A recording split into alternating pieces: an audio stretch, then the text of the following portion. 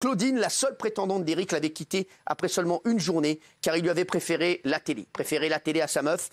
Cette semaine, Karine a donc tout fait pour les rabibocher. Pour les rabibocher. Vont-ils réussir à se remettre ensemble? Regardez. J'ai fait une boulette sans m'en rendre compte, mais... Ouais bon, on va arranger le coup. Bon, tu donnerais une chance sur combien pour que ça reparte avec Claudine? Hein?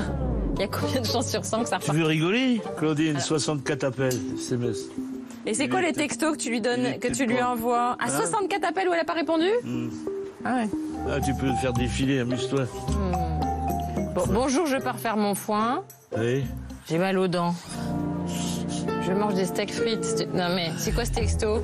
Et je dis la vérité. Qu'est-ce que t'as à te foutre de ma gueule? C'est trop marrant. Ah bon? Ah ça c'est mignon. Qu'est-ce qui t'arrive? Ah ça j'adore.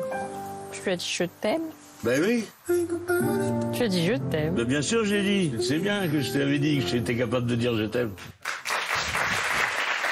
Alors, est-ce que vous pensez qu'Éric va réussir à rabibocher Claudine? Et sur les réseaux sociaux, Karine s'est fait terminer. Elle s'est fait fracasser. Oh ouais. Voilà. Parce que son attitude avec n'a pas du tout plu. Ah oui. Au vu du comportement d'Éric, jugé déplacé pour certains, puisqu'il lui a envoyé 64 SMS sans réponse. La plupart des téléspectateurs ne comprennent pas pourquoi Karine Le Marchand insiste autant. L'amour est dans le pré que Karine laisse Claudine loin d'Éric. Merci pour elle. Karine Le Marchand qui dit à Claudine comment se conduire face à Éric. On rêve. Claudine a eu raison de partir. Aucune femme ne restera avec Éric. Moi, alors, c'est beaucoup de critiques, mais c'est vrai que quand vous êtes devant Éric, il est à ton descend. On peut aussi comprendre Karine. Alors, Jean-Michel. C'est ce qui a choqué les gens et je le comprends, c'est qu'elle transformait Claudine en coupable. Ouais. Elle disait c'est toi, t'as pris ta décision. dit les gens sur les réseaux. T'as pris ta décision. Bah si, t'as pris ta décision trop vite. Si tu t'es pas emballé, je te demande de réfléchir. Je reviendrai vers toi pour ça. Elle a pris sa décision, elle en veut pas. Le mec il fait du harcèlement. Quand une personne ne vous répond pas 64 fois, on n'assiste pas parce que là c'est du harcèlement moral. Ça. Il appelle la nuit et tout. Moi je pense que la présentatrice, quand elle demande aux candidats leur ressentiment, elle prend réception de ce qu'il leur dit et c'est aux téléspectateurs de juger si oui ou non ils doivent se rabibocher. Mais je pense pas que ce soit la meilleure placée pour donner des commentaires et des conseils de ce qu'il s'agit des histoires de couple et d'amour. Et moi je pense que c'est pas du tout son rôle d'aller voir la dame et de la faire culpabiliser alors qu'elle est déjà mal dans sa peau. Isabelle. Tu peux pas dire ça, Kelly. Elle n'est pas là, elle n'a pas débarqué dans le programme là. Ouais. Elle les a vus en amont depuis janvier, elle les a suivis, elle les a écoutés. Donc non, elle a des éléments que le téléspectateur n'a pas. Parce qu'elle a vécu avec eux au quotidien pendant un certain nombre de semaines. Ouais, mais elle est partie au bout du deuxième jour. Mais non, tu sais, on connaît pas les gens. Tu regardes pas le programme alors. Parce qu'elle va pas vous dire chaque fois. C'était le premier soir à la télé, partie le lendemain. C'est à toi. Moi je mettrais Sylvie Tellier à sa place. Il y a un montage, mais que tu ne vois pas la réalité et la totalité. On respecte Isabelle qui a un œil de verre. On connaît pas les. Oui, mais visiblement elle regarde pas le programme. Non seulement je le regarde, mais je le suis en amont. Un c'est sur M6, vous savez ce que c'est ça? C'est 1 million d'euros de hanche, c'est 2 millions d'euros de. Ah oui, Gilles Verdez. Jusque-là, dans la caricature. Une fois. Est-ce que tu peux me laisser parler, s'il te plaît? Il y a assez de conneries pour ce soir. Je réponds à Jean-Michel. Est-ce qu'une fois dans ta vie, tu vas arrêter parce que c'est facile de me dire ah bien sûr c'est M6. Non. Non mais attends. Alors par contre, ça fait 15 ans que je soutiens cette émission. C'est pas M6, mais c'est ta copine quand même. Faut bien rappeler. Mais ça n'a rien à voir. Si, arrête. Ça n'a rien à voir. Parce que j'aime pas Laurent Delahousse et des fois il fait des trucs, mais je dis que c'est bien. Et ma Karine, qu'elle soit ma copine ou pas ma copine, et on se voit quasiment jamais. Elle est bien dans l'émission. Moi, par exemple, je déteste René Lataube dans la vie, j'écoute ses musiques. Voilà, oui. C'est vrai que ce qui est saoulant avec Isabelle, c'est quand c'est Karine Le Marchand, tout est merveilleux, etc. J'ai jamais dit ça. Bah si, tu viens de le dire. Mais non, j'ai jamais dit ça. Si, tu viens de le dire. Elle a jamais dit ça. Tu viens de le dire, d'accord? Tu viens de le dire. Mais non, pas du tout. Tu viens de le dire. Tu viens de le dire. Papier, mamie, on se calme. Elle a une oreille de verre aussi ou quoi?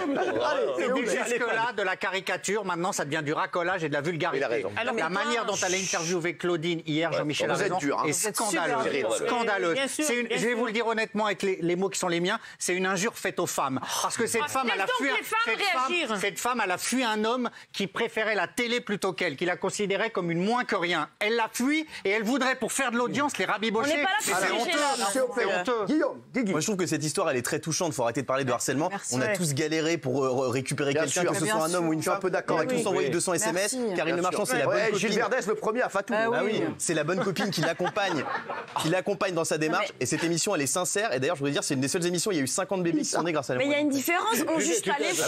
On juge le fait qu'elle donne son avis. Mais les faits, on est d'accord avec toi. Le monsieur, il est très sympa. La dame aussi. On juge le fait qu'elle donne son avis. 2 minutes, s'il vous plaît. Elle a le droit. S'il vous plaît, Kelly. Il y a les Bogdanov qui aimeraient récupérer leur combinaison. Merci. Ils sont venus nous laisser là. Merci.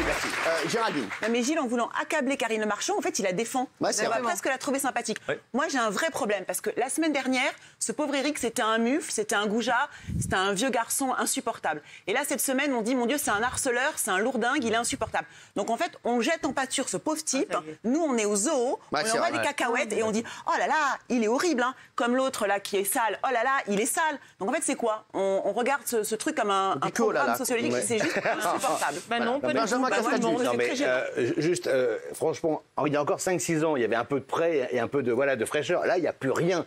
C'est un dating. C'est sympa, non. C'est un dating bas de gamme à la raison, Géraldine. C'est un dating. Non, elle est pas. Alors moi, elle me fait de la peine. Et pour l'un et pour l'autre. Ça n'a aucun sens. Ça n'a pas d'intérêt. Ça n'a pas d'intérêt. Il se moque. Un coup, il se moque de lui. Un coup, il se moque d'elle. Franchement, cette émission est une honte. C'est vrai que l'émission a perdu encore. Tu mesures ce que tu dis. Tu mesures ce que tu dis. Je déteste le bonheur est dans le pré. Mais c'est l'amour est dans le pré, Karine. C'est l'amour est dans le pré. Le bonheur est dans le pré, ça affuche. Excusez-le, il s'est trompé de titre.